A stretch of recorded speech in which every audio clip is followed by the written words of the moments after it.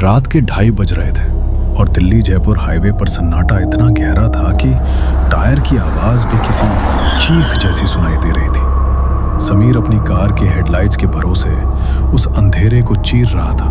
तभी उसे सड़क के बीचों बीच एक साया दिखा। समीर ने जोर से ब्रेक लगाया। लाइट की रोशनी में एक औरत खड़ी थी, लाल जोड़ा सिर पर, गहरा घूंघट और कलाई में भरी हुई कांच की लाल चूड़ियां। समीर का दिल तेजी से धड़कने लगा। उस सुनसान रास्ते पर जहां मीलों तक कोई बस्ती नहीं थी, वहां एक दुल्हन का इस तरह खड़ा होना किसी अनहोनी का संकेत था। उसने शीशा थोड़ा नीचे गिराया तो उसे चूड़ियों के खनकने की आवाज आई, छन छन। वो आवाज इतनी तीखी थी कि समीर के कान सुन्न होने लगे। तभी आर्यन, जो बगल वाली सीट में सो रहा था, वो अचानक से उठ गया। दुल्हन को देखते ही उसने समीर को कार आगे बढ़ाने को बोला।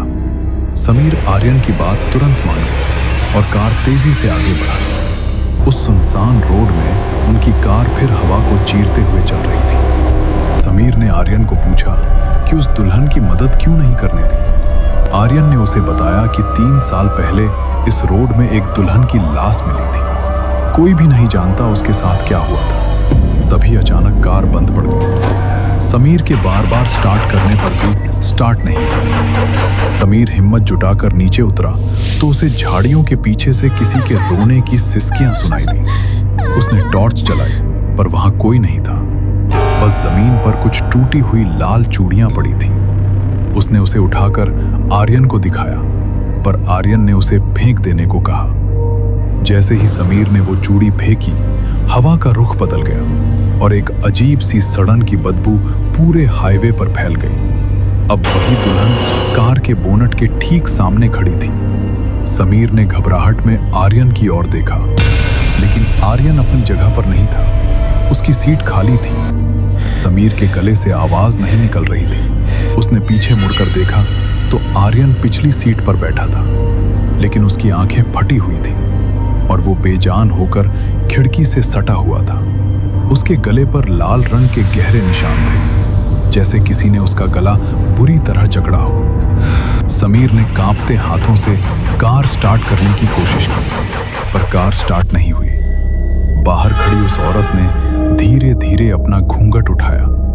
घूंघट के पीछे चेहरा नहीं था, बस एक खोखला अंधेरा था और वही लाल चूड़ियां उसकी हड्डियों जैसे हाथों में चमक रही थीं। अचानक वो चूड़ियां अपने आप टूटने लगी और उनके टुकड़े कार के शीशे पर आकर लगने लगे।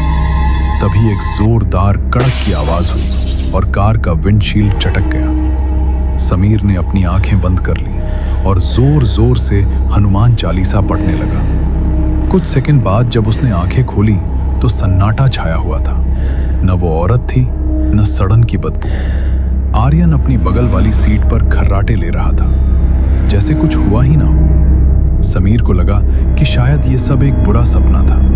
उसने राहत की सांस ली और कार आगे बढ़ाई, लेकिन जैसे ही उसने गियर बदलने के लिए हाथ नीचे किया, उसकी चीख निकल गई। कार के डैशबोर्ड पर वही टूटी हुई लाल चूड़ियां रखी थी, जिसे उसने कुछ देर पहले फेंक दिया था, और आर्यन के गले पर लाल उंगलियों के निशान अब भी धीरे धीरे